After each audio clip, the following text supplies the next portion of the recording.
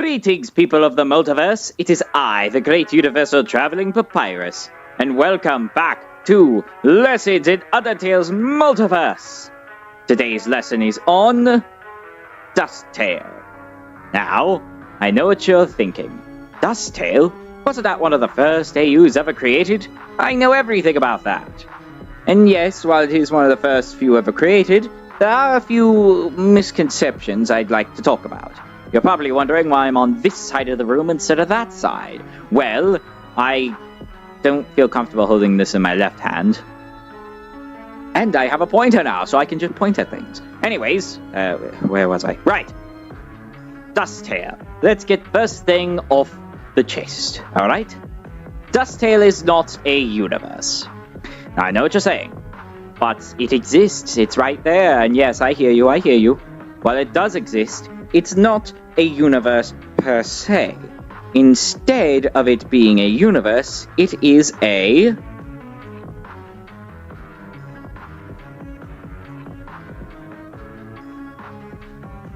timeline. Now, some of you may be mad about this and may be screaming at me, no, it's not, it's a universe. And there is a way to tell. Dusttale carries attributes from Undertale, such as characters, locations, story, and general feel, you know? Besides, Dusttale started out as an Undertale universe before it diverged into the Dusttale route. Alright, you're with me? Good. Now that we got that out of the way, let's get started. I hope that worked.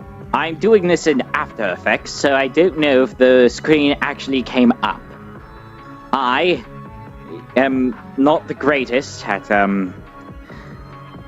special effects. But I'm trying. Anyways, continuing onward, let's begin. Dusttale begins in an Undertale universe where the human has committed 327 genocide routes. Now, holy cannoli, that's a lot of genocide. But, you know, I'll explain why they did it at the end. Now, our story begins with Sans at the end of another genocide route, getting cut up, as usual. He turns to dust, everything gets reset, but something's different. Usually, Sans would forget everything about the route he was just in. But this time, he remembers.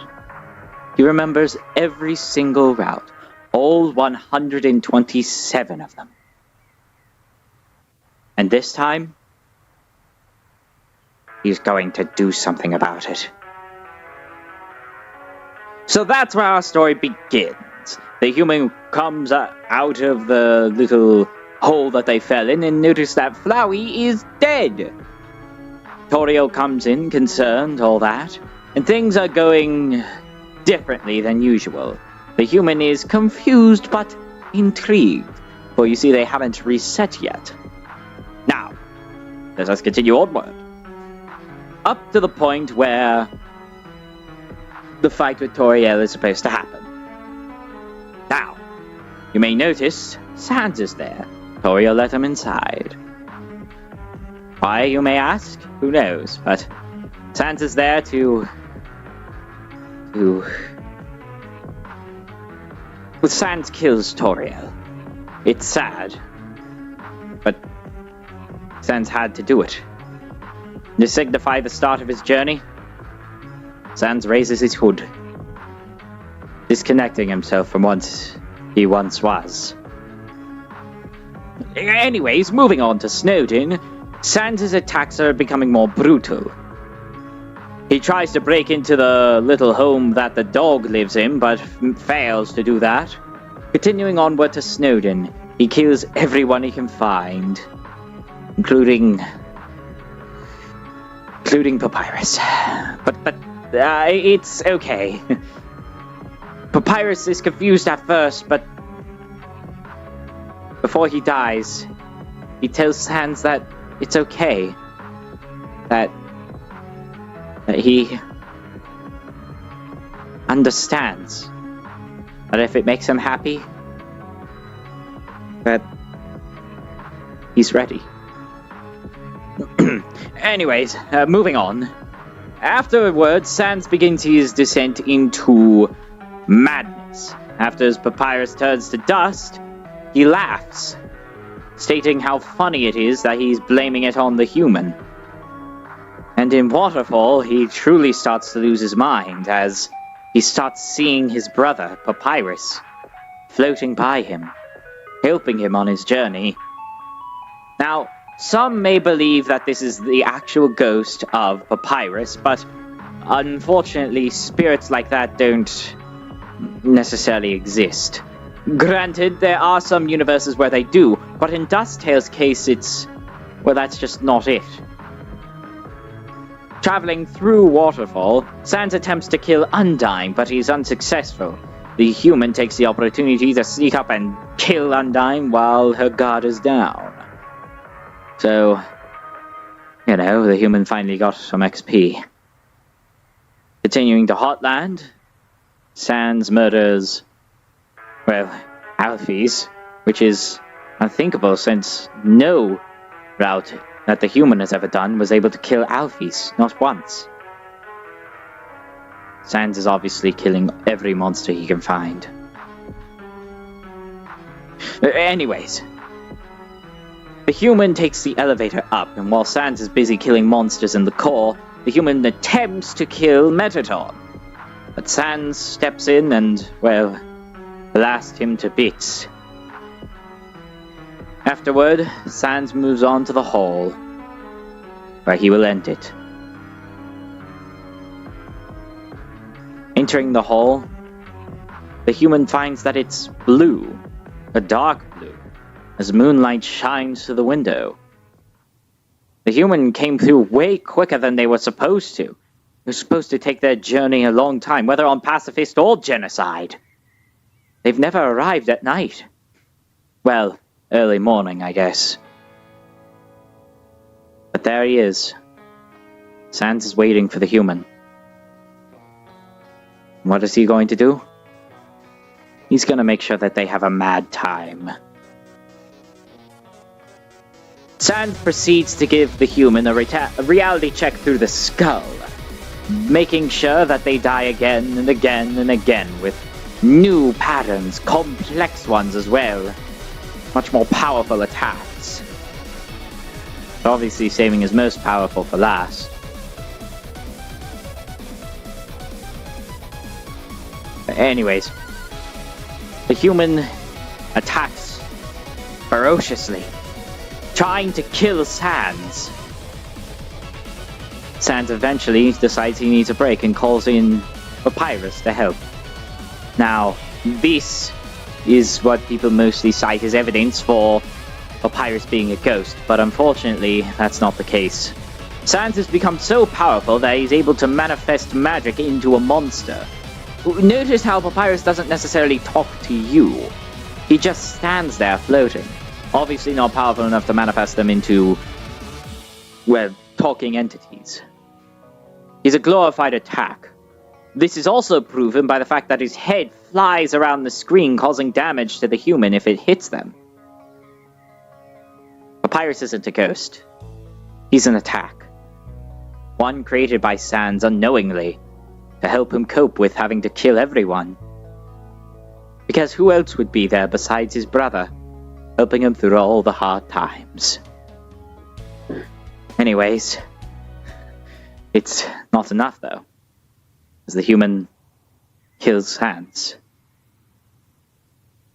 Sans laughs though, because he says that now he'll just remember what he did this time and fix it the next. He says that maybe he'll even be able to kill Undyne. But his last words, they're rather sad.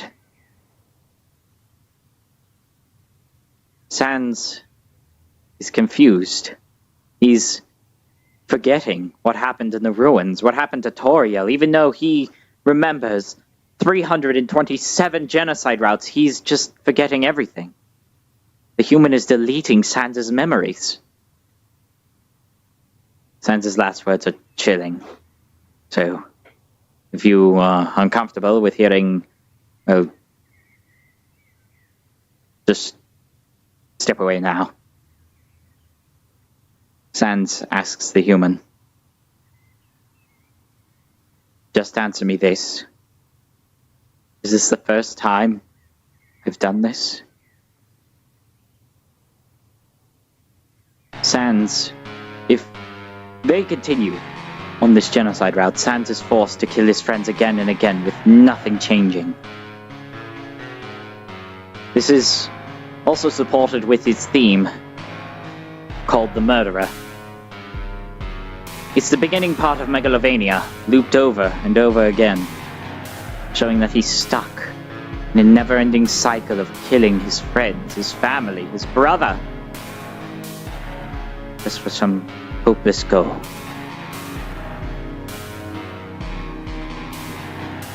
But this isn't the end. It doesn't have to be the end. That was just one route on this timeline. Allow me to tell you about the next one. The one where Sans is set free.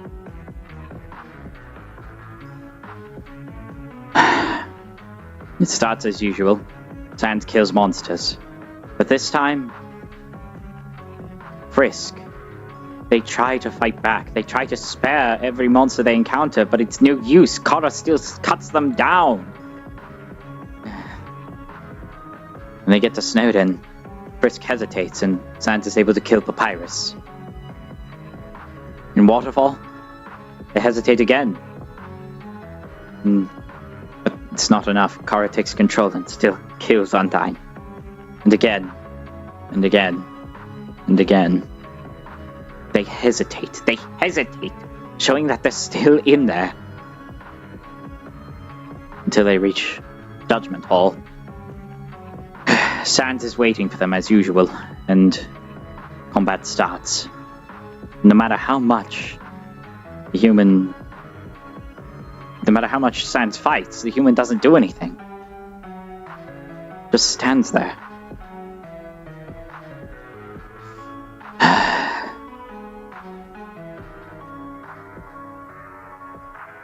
After a while, Sans asks what's going on. His guard is let down, and Kara takes the opportunity to take her knife and cut him. Kill him. But Frisk was ready. Frisk, using that determination, was able to split off from Kara and block the attack. With their own... They took the damage instead.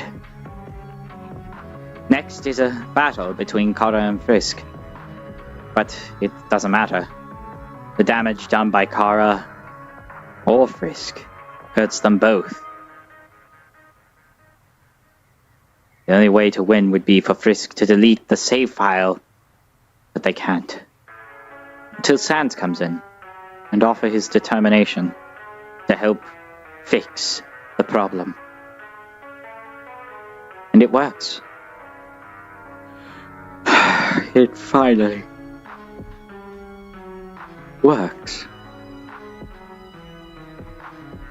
Kara is gone, and Sans says, "See you in the next timeline." Now, this AU is popular for many reasons. One, it shows Sans stronger than usual, which people apparently love. Two, it shows a horrible story that people feel attached to. Sans... People feel like Sans is a monster. But seeing that there's another route, a pacifist route, where Sans can go back to normal.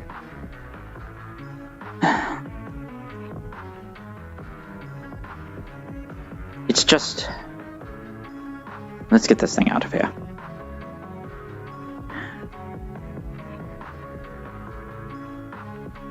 AUs are complicated. Some are obviously good or obviously bad, but Dusttale he is sort of a grey line.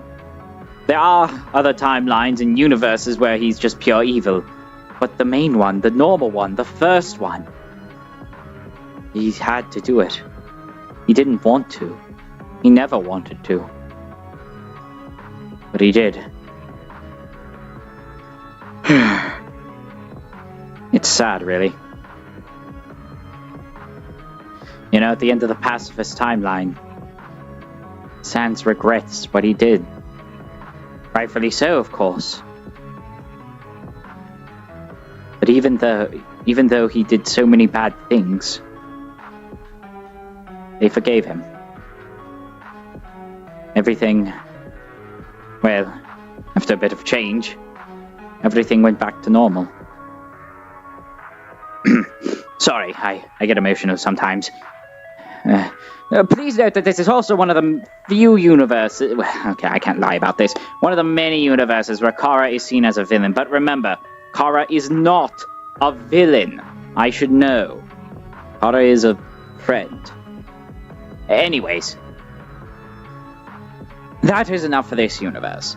I would go into detail about the many roots there are and many different things, like the one where it's mixed with last breath or disbelief, but we'll get to those later. This was just a crash course on Dusttale. A Sans who had to do horrible things.